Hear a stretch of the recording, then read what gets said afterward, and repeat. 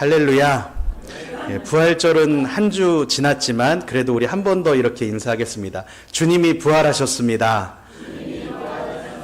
할렐루야. 제가 이렇게 좀 부활절 인사를 한 번 더 하는 의미가 있어요. 왜 그러냐면 여러분, 지난 주일이 부활절이었고 부활주일이었습니다. 그런데 사실 우리 교회들이 이렇게 지키고 있는 모든 주일의 기원은 바로 이 부활절입니다. 이 부활절. 그러니까 초대교회 성도님들은 성금요일에 예수님께서 십자가에 못 박혀 죽으시고 사흘 만에 이제 3일 지난 뒤에 부활하시지 않습니까? 그래서 이 주일을 이제 기념하면서 부활하신 주님의 날이다. 그래서 이렇게 주일로 모이게 되었던 거죠. 그런 의미에서 우리가 지금 모이고 있고 지키고 있는 이 52주의 1년 52주의 이 주일들은 다 예수님의 부활을 기념하고 그것을 이렇게 생각하면서 모이는 그런 주님의 날, 부활의 주일이라고 이렇게 할 수 있겠습니다. 그런 의미에서 우리는 매 주일이 우리 삶에 계속해서 부활주일로 이렇게 역사하고 있는 것을 우리가 좀 믿을 수 있기를 바랍니다. 여러분, 또 이렇게 매주 주일이 부활주일인 것처럼 우리 부활을 경험한 그리스도인의 삶 역시도 여러분 부활 주간의 뿐만 아니라 매일의 삶 속에서 이 부활을 경험하는 삶을 살아가야 하는 것입니다. 삶 속에서 이 부활을 경험하는 그리스도인들은 눈에 보이는 어떤 상황이나 어떤 어려움에 절망하거나 낙심하지 않습니다. 왜냐하면 죽기까지 나를 사랑하신 예수 그리스도, 정말 결국에는 나를 살려내신 그 하나님의 사랑을 믿기 때문에 잠시 넘어질 수는 있어도 우리는 계속해서 소망을 발견하고 또 일어나는 힘이 우리 안에 있게 된 줄 믿습니다. 또 마음에 상처받고 어떤 무너지는 그런 괴로운 상황 속에서도 여러분 부활하신 예수님과 우리가 동행하고 있기 때문에 우리는 기도하면서 그 모든 어려움들을 이겨낼 수 있는, 통과할 수 있는 그런 사람들이 된 것입니다. 이것이 바로 부활한 그리스도인의 삶이라고 할 수 있겠습니다. 제가 지난주에 이제 다른 교회 장로님 한 분과 이렇게 통화를 좀 하게 됐습니다. 이 장로님하고 종종 통화를 하는데 그분은 너무 이렇게 신실하시고 성령 충만한 분이에요. 그런데 이분이 정말 큰일 날 뻔한 그런 일이 지난주에 한 주에 있었더라고요. 그러면서 이제 말씀을 해주시는데 이 장로님이 수요 예배에 다녀오셨는데 심장에 계속 이렇게 통증이 오시더랍니다. 그래서 계속 1, 2분 간격으로 계속 그렇게 통증이 오셔서 괜찮아지려나 하면서 또 있으면 또 통증이 오고 또 통증이 오고 그래서 반복적으로 이러니까 여러분 이러시면 이제 병원에 가셔야 되는 거예요. 근데 이분도 처음이어서 잘 몰랐다가 주무시고 이렇게 이제 일어나야지 하고 이렇게 자려고 딱 하는데 또 통증이 오더래요. 그래서 옷을 막 입고 병원에 가봐야겠다 하면서 문을 나서는데 또 통증이 와서 119를 누르는 순간 의식을 잃고 쓰러진 거예요. 그리고 나서 깨어나 보니까 이분이 지금 그 병원에 가는 그 구급차 안에 있더랍니다. 그리고 옆에 보니까 간호사 한 분이 이렇게 계시더래요. 그 상황에서 이 장로님이 그 간호사 선생님을 보고 선생님 제가 지금 위급합니까? 이렇게 물어보니까 간호사 선생님 당연히 위급하죠. 이렇게 말씀을 하시는 거죠. 그런데 여러분 저는 그때 이 장로님의 그 대답이 너무나도 놀라웠어요. 뭐였냐면 장로님이 이렇게 대답을 하셨대요. 죽음은 두려운 게 아닙니다. 죽음은 축복입니다. 그러면서 혹시 교회에 다니십니까? 그렇게 그 상황에서 물어보신 거예요. 간호사가 당황하면서 어렸을 때는 어머니 따라서 다녔던 기억이 있는데요 하는데 그래서 복음을 전하기 시작하셨대요. 그렇게 복음을 전하는데 갑자기 혈색이 돌아오고 힘이 나기 시작하시더랍니다.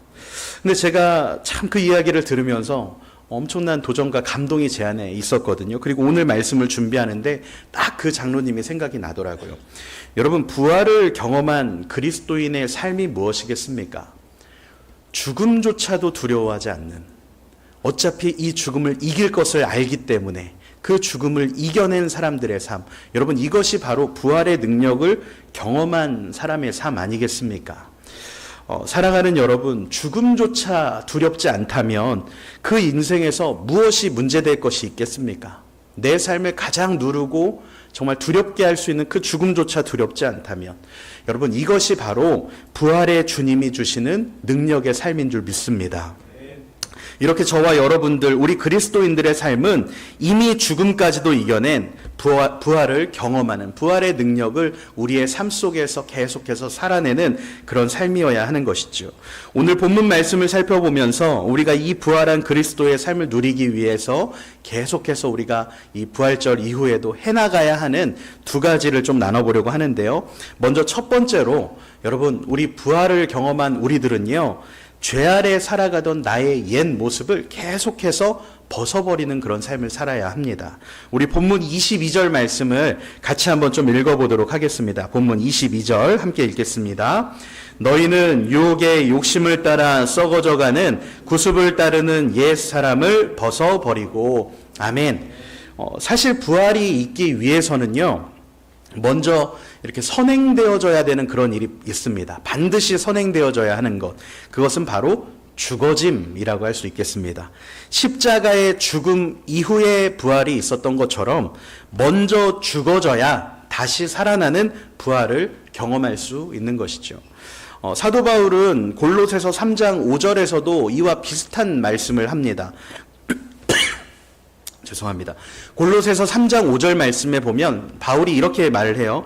그러므로 땅에 있는 지체를 죽이라. 곧 음란과 부정과 사욕과 악한 정욕과 탐심이니 탐심은 우상 숭배니라. 이렇게 말씀을 해요. 그러므로 땅에 있는 지체를 죽여라. 여기서 이 두 가지 말씀, 골로새서 3장 5절과 오늘 본문 말씀을 보시면 이 부활을 경험하고 있는 나에게 있어서 죽어져야 하는, 내가 죽여야 하는 그런 모습이 무엇입니까? 바로 부활을 경험하기 이전의 나의 모습. 쉽게 말하면 본문에서 말하는 나의 옛 모습, 그리고 골로새서에서 말하는 땅에 있는 지체를 우리가 죽여야 한다라는 것입니다. 우리의 옛 모습과 땅에 있는 지체가 죽어질 때 우리 안에 일어난 부활이 진짜 능력을 발휘하고 그 부활을 누리는 삶을 살 수 있다고 말하고 있는 겁니다. 그런데 여기서 정말 중요한 점이 하나가 있는데요. 여러분, 이 두 말씀을 보시면 공통점이 한 가지가 나와요. 그게 뭐냐면 이 옛 모습과 땅에 있는 이 지체 모두 다 하나님이 아닌 욕심 또는 정욕을 따라 산다라는 점입니다.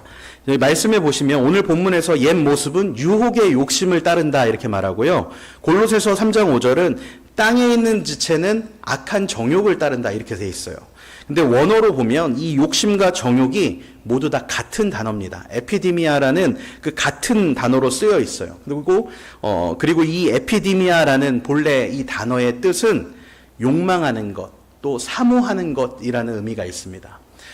다시 말해서 우리가 하나님보다 사모하고 우리가 하나님보다 갈망하는 것, 그 모든 것들, 바로 이 우상들을 이렇게 에피디미아라고 할 수 있는데, 옛 모습은, 이 땅의 지체들은 그것들을 따라 살아간다는 겁니다. 정리하면 우리 안에 죽어져야 하는 우리의 옛 모습은 하나님이 아닌 여러 다른 우상들을 섬기던, 그것에 끌려다니던 우리들의 옛 모습을 의미한다. 이렇게 정리할 수 있습니다. 여러분, 이러한 옛 모습을 벗어버리지 못하면 하나님을 믿는다고 하면서도 여러 우상에 끌려서 그렇게 비참한 삶을 계속해서 살아가게 되는 겁니다. 이미 부활했음에도 불구하고, 예수님을 통해 부활을 경험한 사람들임에도 불구하고 생명력 없는 또는 죽은 것과 같은 그런 그리스도인으로 살아가게 되는 것이죠. 여러분, 왜 이런 안타까운 현상이 일어나겠습니까? 이 우상을 따르는 삶에서는 예수님의 부활의 능력이 나타날 수 없기 때문에 그렇습니다. 우리가 우상을 따라가는 한 우리는 예수님의 부활의 능력을 우리 삶 속에서 체험할 수 없는 거예요. 제가 지난주 수요일에 나눈 말씀 중에 갈라디아서 2장 20절 말씀이 있었어요. 너무나도 유명한 구절이죠.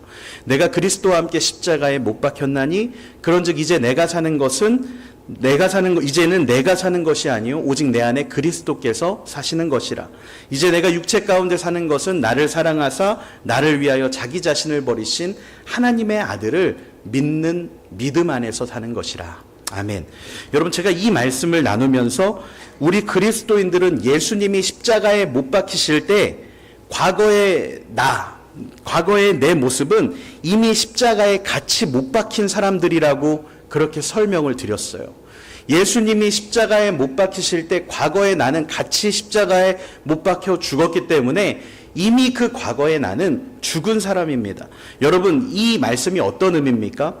우상을 따라 살아가던 나, 그리고 하나님을 인정하지 않던 나, 세상의 염려 속에 근심 속에 살아가던 나, 삶의 기쁨과 소망을 잃어버리고 그렇게 나 스스로가 주인이 되어서 살아가던 그 나의 옛 모습들은 다 이 십자가에 이미 못이 박혔다는 겁니다. 그러면서 동시에 우리에게 허락된 게 뭡니까? 바로 하나님의 아들을 믿는 믿음 안에서 사는 새로운 삶이 저와 여러분에게 허락된 줄 믿습니다. 여러분, 바로 부활하신 예수님과 동행하는 삶이 우리들에게 허락된 거예요. 유기성 목사님이 쓰신 나는 죽고 예수로 사는 사람이라는 책에 보면 이런 글귀가 있습니다. 많은 사람들이 예수님이 왜 죽으라고 하시는지 그 진정한 의미를 깨닫지 못하고 있습니다. 그래서 어떻게든지 안 죽으려고 발버둥칩니다. 내가 안 죽기 때문에 이 모양으로밖에 못 산다는 것도 모르고 기를 쓰고 죽지 않으려고 합니다. 내가 죽어야 내 안에 예수님이 사신다는 것, 내가 안 죽을수록 손해라는 사실을 모릅니다. 이렇게 적고 계시더라고요.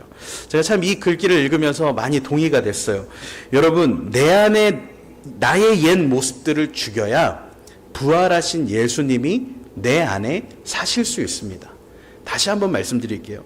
나의 옛 모습을 죽여야 부활하신 예수님이 내 안에 사실 수 있는 겁니다. 그래야 진정한 부활의 능력을 누릴 수 있게 되는 거예요. 내가 나를 주장하고 싶어질 때, 그런 에피디미아가 내 안에서 올라올 때 스스로 나에게 이렇게 선포하는 겁니다. 나는 예수님과 함께 십자가에 못 박혔습니다. 나는 예수님과 함께 십자가에 못 박혔습니다. 여러분, 우리 한번 같이 한번 따라서, 저를 따라서 한번 좀 말씀해 보시면 좋을 것 같아요. 한번 마음에 손을 얹고 저를 한번 따라해 주시기 바랍니다. 나는 예수님과 함께 십자가에 못 박혔습니다. 우리 한 번 더 하겠습니다. 나는 예수님과 함께 십자가에 못 박혔습니다. 아멘. 여러분, 우리의 옛 모습이 올라올 때마다 정말 나를 주장했던, 정말 나를 너무나도 괴롭게 했던, 나를 너무나도 근심 속에 살아가게 했던, 나를 그 욕심의 도구로 사용했던 그 옛 모습이 들어올 때마다 여러분 스스로 선포하시기 바랍니다. 나는 예수님과 함께 십자가에 못 박혔습니다. 여러분, 우리가 죽어야 예수님이 내 안에 사십니다. 내가 죽어져야 진정한 부활을 우리들의 삶 속에서 경험할 수 있게 되는 겁니다. 부활한 삶의 첫 번째 선행 조건은 바로 이 죽어짐입니다. 이어서 두 번째로요, 우리 부활한 그리스도인의 삶을 우리가 누리기 위해서는 매일매일 그리스도로 옷 입어야 합니다. 오늘 본문 24절 말씀을 또 한번 같이 한번 읽어보도록 하겠습니다. 24절 함께 읽겠습니다. 하나님을 따라 거룩함으로 지으심을 받은 새 사람을 입으라. 아멘. 하나님을 따라 이렇게 새 사람을 입으라 이렇게 말씀하죠. 근데 새번역 성경을 보면 이렇게 말 좀 풀어서 해줘요. 하나님의 형상을 따라 이렇게 새 사람을 입어라. 그러니까 하나님을 따라 새 사람을 입으라는 말은 하나님의 형상을 입으라는 그런 이야기입니다. 여러분, 이 새 사람의 의미가 뭐가 되겠습니까? 예수님을 통해 회복된 하나님의 형상, 바로 예수 그리스도의 형상을 입으라는 겁니다. 예수 그리스도의 모습을 입어라. 사실 성경에 찾아보면 그래서 이 예수 그리스도로 옷 입으라는 그런 표현들이 굉장히 많이 나와요. 로마서 13장 14절에 봐도 오직 주 예수 그리스도로 옷 입고 이렇게 표현을 합니다.